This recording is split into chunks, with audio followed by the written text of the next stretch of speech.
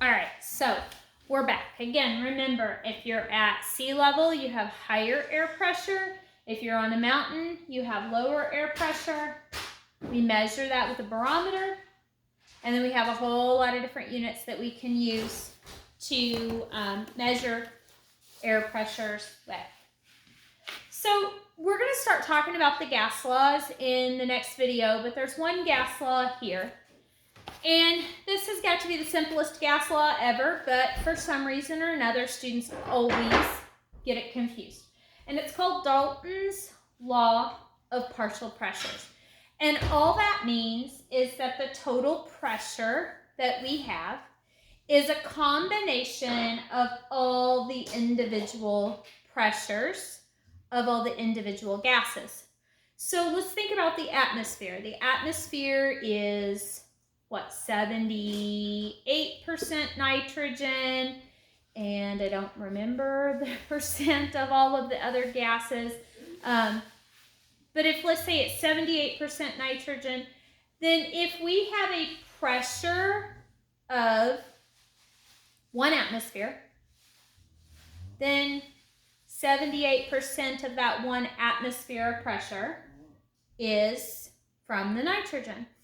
If there's 0.01% of a gas in our atmosphere, then it's going to make up 0.01% of the total pressure. So if I know individual pressures of gases, I can literally add them together to get the total. If I know the total pressure, and let's say there's 4 gases, you can have as many gases or a few gases as you need with this. It's just a combination of those. So if I know this total is 5, and there's 4 gases, and I know this is 1, this is 1, this is 1, then the 4th gas would have to be 2 to get my total of 5. So literally it's the simplest gas law, but for some reason it's confusing to people often. So forces between and within atoms explain their properties. So we're talking about intermolecular and intramolecular forces here. When we have atoms that have very, very strong attractions between them, we get things that are solids. We even have varying degrees of melting in different solids because of different strengths of attraction. So if you were to take some salt and put it in a pan and put it on the kitchen stove, you wouldn't change it. You wouldn't melt it. You could heat it up however hot as your kitchen stove got, and it wouldn't melt. So that's a very strong attraction between those particles and that ionic bond. If we were to do the same thing with sugar, don't do this, you'll make a mess. If you put sugar in a pan and put it on the kitchen stove, it'll melt. And if you keep heating it up, it will like smoke and smell your whole house up to smell like burnt marshmallows. Some people have made homemade caramel by heating up sugar in a pan. You'll have to look up a recipe because I can't tell you really how to do it. But the stronger the attractions, then if they're really strong attractions, then we're going to end up with solids and varying melting points on those solids. Or it could be something like a gas. Those substances have almost no attraction between those molecules, or they wouldn't be a gas. If they were trying to come together, they might make themselves into a liquid instead. So high levels of attraction between molecules get us solids. No attraction between molecules get us our gases, and in between for our liquids. And just like with different solids, they have different melting points. We have the same idea with gases. Different gases have different temperatures at which they change from the liquid state of matter into the gas state of matter, and that's also due to attractions. All right, so our kinetic molecular theory when it comes to liquids. Liquids have a much higher density than gases, because those molecules are in contact, they're touching each other. Compressibility, we talked about that with gases, that gases can be smooshed the molecules together. Liquids cannot. The liquid molecules are already in contact. Remember, that's where I said students often have an error in how they think about this. So those liquids are not compressible. That's why we use like fluids in hydraulics. So if you've got a tractor, you've probably got hydraulic fluid that they use to, like, I don't know, run the bucket and stuff. So it's not compressible. Like if you had gas in that line, it wouldn't work the same to be able to run your bucket. Fluidity, so our liquids are fluid. Why are our liquids fluid? Well, they're fluid because those molecules can slide past one another, and they can, they flow, they move past each other. Solids don't have that fluidity because the molecules are like fixed. They're locked into position. They're moving like this, vibrating, but they're not able to slide past each other. So we can talk about viscosity when it comes to liquids. If you think about something like honey and water, those two substances are very different when you go to pour them. So it's a different viscosity. The more attraction the liquid molecules have for each other, they're going to be more likely to have that higher viscosity and kind of like stick together more. Surface tension, this is something with water specifically. Other liquids have this as well, but water's the easy one. So if you think about with surface tension, if you've ever done the drops of water on a penny activity, you have a penny, and it would just make sense you couldn't put very many drops of water on a penny, but if you've ever done this activity, you remember that you can pile a lot of drops of water up on that penny. And the reason water does this is because it has something called surface tension. Water molecules are sticky towards other water molecules. So a water molecule, let me switch to the green pen, it seems like it worked better.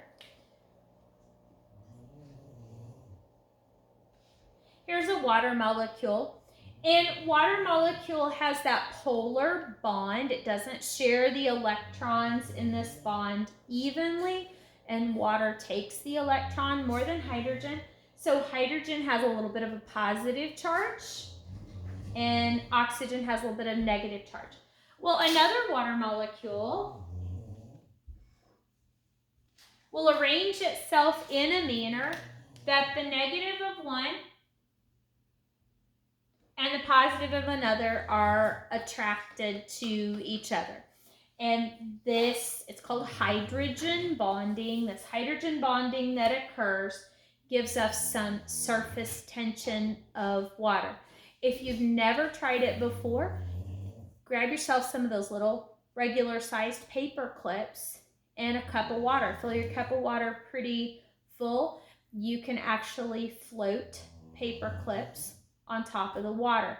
It's the same idea, that surface tension, it's the same idea of how those little water strider bugs are able to stay on top of the surface of the water. So these are some properties of liquids. Solids, density, they have a very high density, so much higher densities than like the gases. Again, variations within the density, so we think of like gold and lead as having a super high density within those.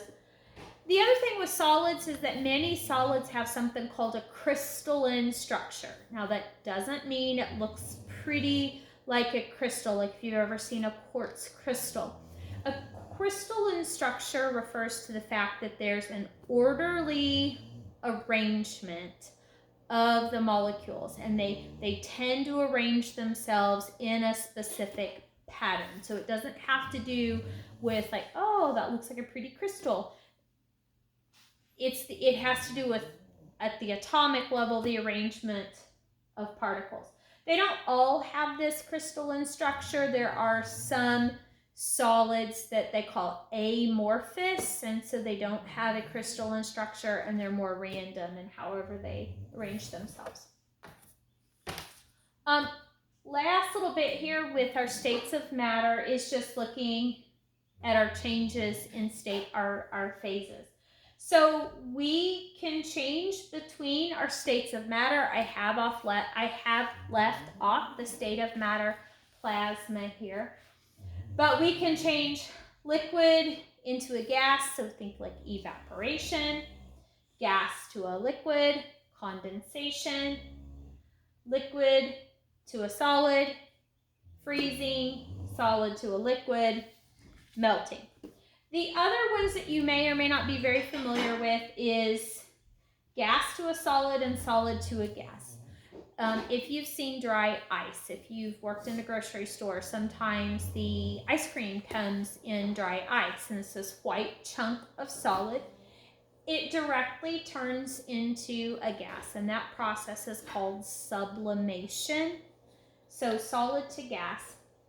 And then the opposite process can occur, and that's deposition. So where a gas turns into a solid without first going through the liquid phase. So these are kind of neat to play with. Our changes in state do depend on temperature, but pressure as well. Now we're all under pretty constant pressures here on Earth.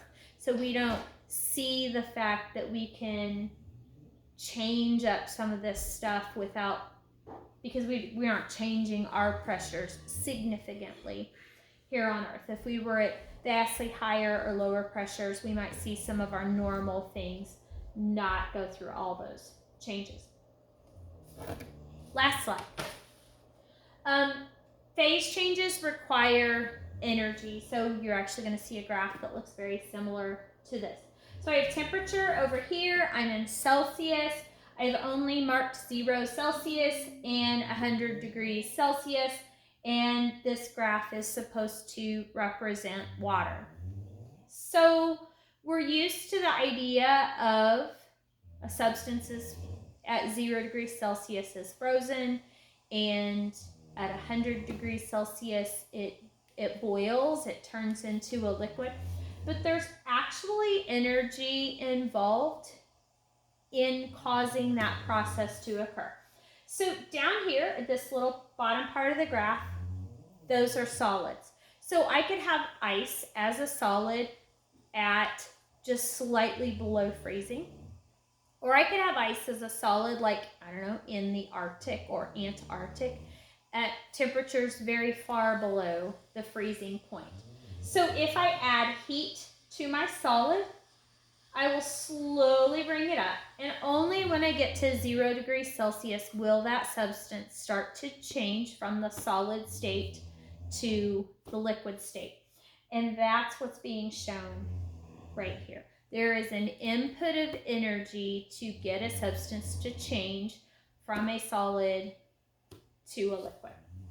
Then the liquid, once we get it all changed over to the liquid state, the liquid starts to warm up as we add more energy. And then we get here, and again, an input of energy to get the liquid to go ahead and turn into a gas. And then over here it's gas, and gases can be at various different temperatures, just like liquids or solids can be at different temperatures. You may have heard someone say in the past they've got a steam burn.